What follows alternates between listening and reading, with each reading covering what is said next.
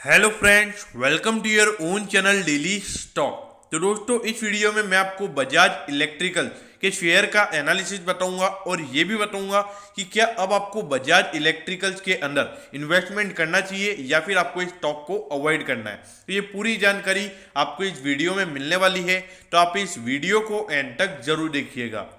और दोस्तों, अगर आपको रोज इसी तरीके की अपडेट चाहिए तो आप प्लीज़ हमारे चैनल को जरूर सब्सक्राइब कर दीजिएगा, और क्योंकि आपको रोज ये सारी अपडेट हमारे चैनल के ऊपर मिलने वाली है। तो चलिए शुरू करते हैं।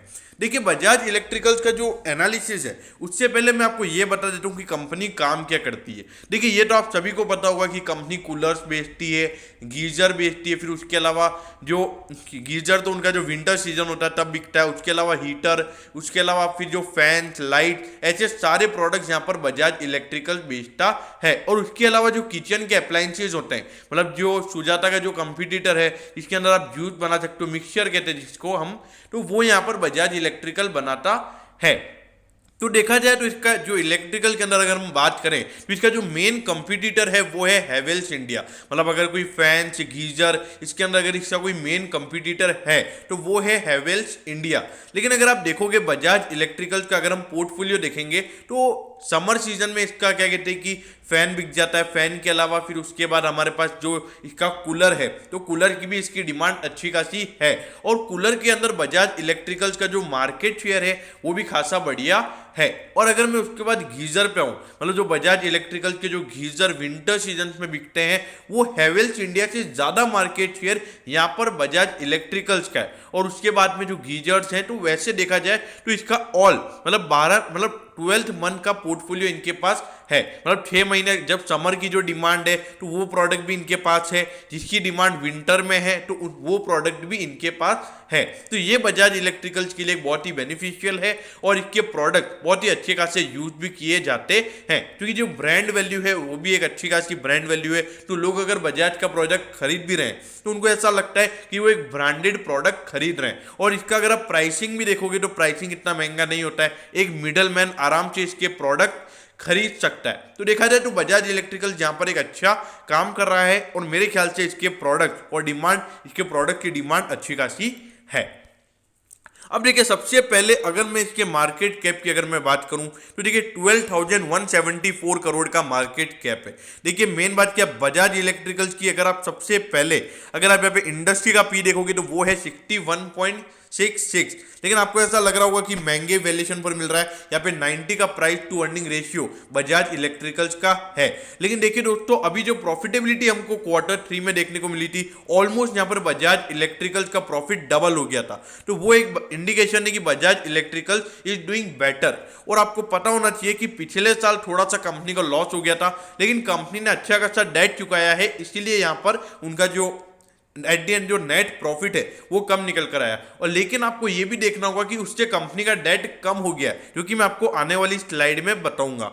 लेकिन अगर आप यहाँ पे डिलीवरेबल्स देखोगे तो 68.25% के डिलीवरेबल्स है। मतलब अगर दिन में 100 में से 68.25 लोगों ने अगर शेयर खरीदे हैं तो वो अपने डीमेट अकाउंट में लेके गए, अपने ट्रेडिंग अकाउंट में उन्होंने शेयर नहीं रखा है। मतलब उन्होंने सिर्फ ट्रेडिंग के पर्सपेक्टिव से नहीं, डिलीवरी के पर्सपेक्टिव से यहाँ पे डिलीवरी उठाई जा रही है, तो जो कि बता रहा है कि एक अच्छी खासी डिमांड है। और देखिए, जब अच्छी खासी डिलीवरी में शेयर उठते हैं तो क्या होता है कि आने वाले समय में शेयर की डिमांड बढ़ती है, और उसकी सप्लाई जब कम होती है तो ऑटोमेटिकली वापस शेयर का प्राइस बढ़ने लग जाता है। अब ये देखिए, अगर आप पिछले साल अगर आप देखोगे 2020 में यहाँ पर जो कंपनी का रेवेन्यू था वो यहाँ पे लगभग 15 से 20% गिर गया था, अराउंड 20 से 25% ये है। लेकिन अगर आप उसके बाद में प्रॉफिटेबिलिटी देखोगे तो कंपनी को थोड़ा लॉस भी हो गया था। लेकिन देखिए, उसके पीछे का एक पूरा जो मैंने आपको बताऊंगा मैं आने वाले स्लाइड में, कि जो कंपनी का जो डेट था वो कंपनी को डेट कम करने के चक्कर में यहाँ पर जो कंपनी का जो at the and company loss में आ गई थी। लेकिन देखिए, हमको जो अच्छी खासी रिकवरी Q3 में देखने को मिली थी, और Q2 में भी कंपनी ने अच्छा परफॉर्मेंस किया था। देखिए, Q1 यानी कि पिछले साल के अप्रैल से लेकर जून तक तो कंपनी का जो कोरोना की वजह से ज्यादा सेल्स हुई नहीं थी, लेकिन फिर भी अगर देखा जाए तो कंपनी ने अच्छा परफॉर्मेंस यहाँ पर दिखाया है। अब यहां पर आप देखिए प्रमोटर्स का स्टेक अगर आप देखोगे तो 63.22% का स्टेक यहां पर प्रमोटर्स का है। और इसमें से मैं बता दूं कि 13% जो प्रमोटर्स का 63% का स्टेक है, इसमें से 13% का स्टेक बजाज होल्डिंग्स का, ये आपको पता होना चाहिए। अगर हम एफआईआईज की बात करें तो 10.92% का स्टेक यहाँ पर एफआईआईज का भी है। और अगर इसके बाद में डीआईआईज की बात करूं तो उनका भी यहाँ पे 11.89% का स्टेक इस कंपनी में है। तो यहाँ पर अगर आप देखोगे तो रिटेल इन्वेस्टर्स के पास यहाँ पे सिर्फ 13.97% ही पड़ा हुआ है, मतलब 86% का स्टेक यहाँ पर बड़े लोगों के पास पड़ा हुआ है। तो अगर यहाँ पे बड़े लोगों को इतनी कंपनी अच्छी लग रही है तो जरूर इस कंपनी में कुछ बात होगी, इस कंपनी में ग्रोथ होगी, तभी ये यहाँ पर म्यूचुअल फंड, एफआईआई और उसके अलावा डीआईआई ने इन्वेस्ट किया हुआ है। अब यहां पर मैं आपको इस 3 महीने के जो पहले मैंने आपको जो ट्रेंड दिखाया था वो पूरे 4 साल का ट्रेंड था, ये 3 क्वार्टर्स का मैं आपको स्टेटमेंट बता रहा हूं। देखिए जो पहला क्वार्टर था उसमें 615 करोड़ की कंपनी की टोटल इनकम थी, जिसके अंदर सेल्स और अदर इनकम इंक्लूडेड होती है। अगर उसके बाद अगर आप देखोगे तो 1226 करोड़ की यहाँ पे कंपनी की टोटल इनकम थी। और उसके बाद में अगर आप देखोगे तो ग्रोथ देखिए आप, अगर आप इस क्वार्टर से इस क्वार्टर को अगर आप कंपेयर करोगे तो देखिए 1522 करोड़ की यहाँ पे कंपनी की टोटल इनकम निकल कर आई है। अगर आप देखोगे तो फर्क देखोगे तो लगभग यहाँ पे 300 करोड़ की ग्रोथ हमको यहाँ पे इसकी इनकम में देखने को मिली है। अब अगर उसके बाद अगर आप देखोगे तो 16 करोड़ का लॉस यहाँ पर इसको फर्स्ट क्वार्टर में हुआ था। अब देखिए उसका रीजन है ये कोरोना की वजह से यहाँ पर एक अच्छा खासा लॉस हुआ था। लेकिन ये देखिए आप यहाँ पे 96 करोड़ का इंटरेस्ट पेमेंट किया गया था और उसके बाद में सिर्फ 22 करोड़ और 16 करोड़। तो इसका इंडिकेशन यही है कि लगातार यहाँ पे बजाज इलेक्ट्रिकल लगातार अपने इंटरेस्ट पेमेंट ज्यादा करके अपने डेट को चुकाना चाह रहा है। और कंपनी ने ऐसा बोला भी है कि 2023 तक वो डेट फ्री होने वाले हैं। तो देखिए अगर वो डेट फ्री होंगे तो जो यहाँ पे 16 करोड़ का इंटरेस्ट पेमेंट हो रहा है वो बाद में सीधा नेट प्रॉफिट में आएगा। तो यहाँ पे जो कंपनी यहाँ पे 98 करोड़ कमा रही है तो बाद में 114 करोड़ कमाएगी। तो देखिए ये एक बहुत ही एग्रेसिव यहाँ पे कंपनी प्ले कर रही है। तो यहाँ पे आप देखिए फिर उसके बाद में कंपनी ने 53 करोड़ का मुनाफा कमाया और उसके बाद अगर आप देखोगे 98 करोड़ का मुनाफा यहाँ पे कंपनी का हो गया। अब उसके पीछे आप देखिए पहले कंपनी ने 22 करोड़ का इंटरेस्ट पेमेंट किया था और अभी सिर्फ 16 करोड़ का है। तो अगर आप देखोगे 6 करोड़ का इंटरेस्ट पेमेंट कम हुआ है। अगर ये यहाँ पर वापस से 22 करोड़ होता तो यहाँ पे कंपनी का जो प्रॉफिट होता वो 92 करोड़ ही होता। तो इसीलिए यहाँ पर देखा जाए तो कंपनी लगातार अपने जो डेट ले रखा है कंपनी ने उसको कम कर रही है। तो यहाँ पे कंपनी बहुत एग्रेसिव प्ले कर रही है। तो देखिए इसका स्टेटमेंट आप देख सकते हो कि प्रॉफिटेबिलिटी अच्छी खासी बढ़ी है। अगर इस क्वार्टर से अगर आप कंपेयर करोगे 53 के बाद 98, ऑलमोस्ट यहाँ पर प्रॉफिटेबिलिटी डबल हो गई है। अब यहाँ पर आप ये देखिए अगर आपको ऐसा लगेगा यहाँ पर रिटर्न ऑन इक्विटी अगर आप देखोगे तो कंपनी का जो रिटर्न ऑन इक्विटी है वो 0.68 नेगेटिव है। लेकिन जो मार्च 2020 तक का डेटा है ये, क्योंकि जो फाइनेंशियल ईयर पिछला फाइनेंशियल ईयर था 1920, मैंने आपको बताया कि कंपनी लॉस में थी तो इसकी वजह से यहाँ पर आरओई नेगेटिव है। लेकिन जो अभी आगे आने वाले समय में आप देख सकते हैं कि इस बार कंपनी प्रॉफिट में है। अगर आप देखोगे 53 और 98, अगर आप देखोगे तो 151 करोड़ का ये प्रॉफिट होता है, उसमें से अगर आप 16 करोड़ का ये लॉस अगर आप माइनस करते हो तो 135 करोड़ का अभी कंपनी इस साल प्रॉफिट में है। अगर हम तीनों क्वार्टर्स का मिला के देखें तो इसका इंडिकेशन ये है कि इस बार कंपनी को लगभग 200 करोड़ का प्रॉफिट हो सकता है पूरे फाइनेंशियल ईयर में। देखिए अगर 200 करोड़ का प्रॉफिट यहाँ पर फाइनेंशियल ईयर में होगा तो ये आरओई आपको पॉजिटिव होता हुआ नजर आएगा। तो देखिए ऐसा नहीं देखना है कि आरओई नेगेटिव है, आरओसी नेगेटिव है। तो देखिए इसके पीछे एक नेगेटिव क्यों है हमको इसके ऊपर भी ध्यान देना होगा। तो देखिए पहले कंपनी का आरओई 14.81% था, फिर 26.53% था आरओसी। तो देखा जाए यहाँ पे कंपनी अच्छा परफॉर्म कर रही है और ये यहाँ पर मेरे ख्याल से कुछ नेगेटिविटी नजर नहीं आ रही है।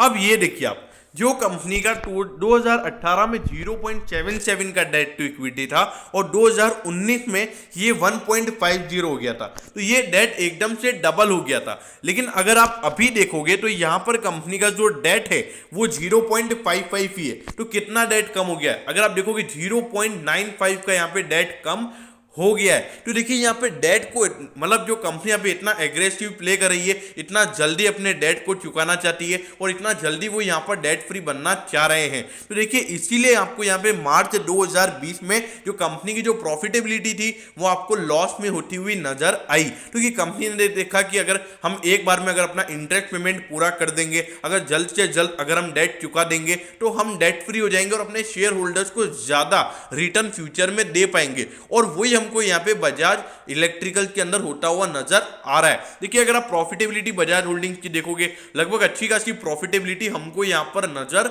आ रही है, क्योंकि डेट अच्छा खासा कम हो गया है। और अगर कंपनी आने वाले एक फाइनेंशियल ईयर में अगर कंपनी डेट फ्री हो जाती है तो अपने शेयर होल्डर्स को और बम्पर रिटर्न यहाँ पर दे सकती है। अब देखिए दोस्तों यहाँ पर अगर आप देखोगे तो बजाज इलेक्ट्रिकल्स का जो शेयर है वो 1062.95 पे ट्रेड हो रहा है, और अगर आप इसका हाई देखोगे तो 1124 का इसका हाई है। तो मतलब अपने हाई से 60 रुपये डिस्काउंट पे मिल रहा है, 60 रुपये यानी कि 5 से 6% के करेक्शन पे ये शेयर अभी आपको मिल रहा है। लेकिन देखिए दोस्तों यहाँ पर अगर आप देखोगे, मतलब जो लोग भी यहाँ पे लॉन्ग टर्म इन्वेस्टर्स हैं जिन्होंने पहले से बजाज इलेक्ट्रिकल्स में इन्वेस्ट किया हुआ है, हाँ तो मेरे ख्याल से बने रही है, क्योंकि बजाज इलेक्ट्रिकल्स का जो प्रोडक्ट पोर्टफोलियो है वो यहाँ पर समर का भी है, विंटर का भी है। तो देखिए ऐसा ही पोर्टफोलियो हमको चाहिए, मतलब जिसका धंधा समर में भी अच्छे से चल रहा है, विंटर में भी अच्छे से चल रहा है। तो यहाँ पर इसमें कोई भी इश्यूज वाली बात नहीं है, और ये लगातार नए नए प्रोडक्ट्स लाते जा रहे हैं। और इनकी अगर आप एड भी देखोगे तो अच्छी खासी एड भी है। तो देखा जाए तो कस्टमर अट्रैक्शन यहाँ पर इनके प्रोडक्ट से नजर आ रहा है। तो इसीलिए देखा जाए तो लॉन्ग टर्म इन्वेस्टर्स के लिए ये बहुत ही बढ़िया स्टॉक है। और जो लोग इसमें भी इन्वेस्टमेंट करना चाहते हैं उनको ऐसा लगता है कि यहाँ पे थोड़ा सा ये गिरेगा, 1000 रुपए से नीचे जाएगा, तो वो यहाँ पे इन्वेस्ट करेंगे। देखिए मेरे ख्याल से वो स्ट्रेटेजी यहाँ पर बिल्कुल भी सही नहीं है। देखिए आपको अपना फर्स्ट कदम अभी उठाना चाहिए, मतलब अगर आपको इसके 100 शेयर खरीदने हैं तो अभी 10% खरीदो, मतलब सिर्फ 10 शेयर खरीदो अभी। लेकिन उसके बाद में धीरे धीरे जब जैसे अगर आपने अभी खरीदा 1062 पे, तो उसके बाद अगर 3% का करेक्शन अगर आपको देखने को मिलता है तो 3-4% के बाद इसमें आप और खरीदारी करो, फिर 3-4% के बाद और खरीदारी करो। तो ऐसे करो। देखिए मेरे ख्याल से एक परफेक्ट अपॉर्चुनिटी के लिए आपको वेट नहीं करना चाहिए, क्योंकि अगर आपको ऐसा लगता है कि 1000 रुपए के नीचे ये स्टॉक जाएगा फिर आप इसको खरीदोगे, तो अधिकतर क्या होता है कि 1005 रुपए पे ये स्टॉक आ जाएगा और वहीं से ये बाउंस बैक करके चला जाएगा और आपको खरीदने का मौका ही नहीं मिलेगा।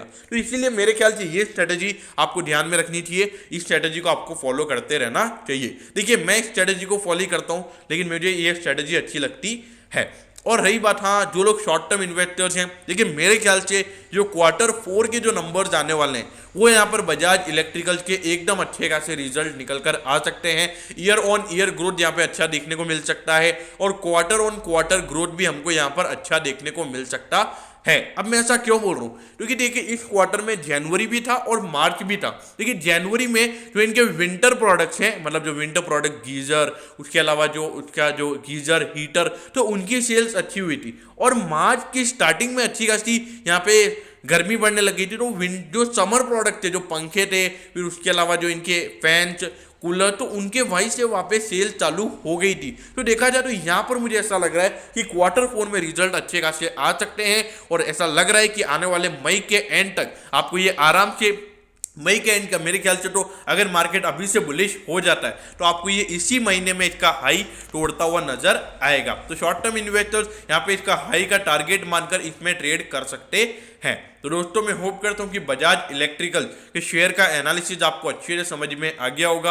अगर आपकी कोई भी क्वेरीज हैं तो आप कमेंट सेक्शन में कमेंट कर सकते हो, मैं जरूर आपके कमेंट पर रिप्लाई करूंगा।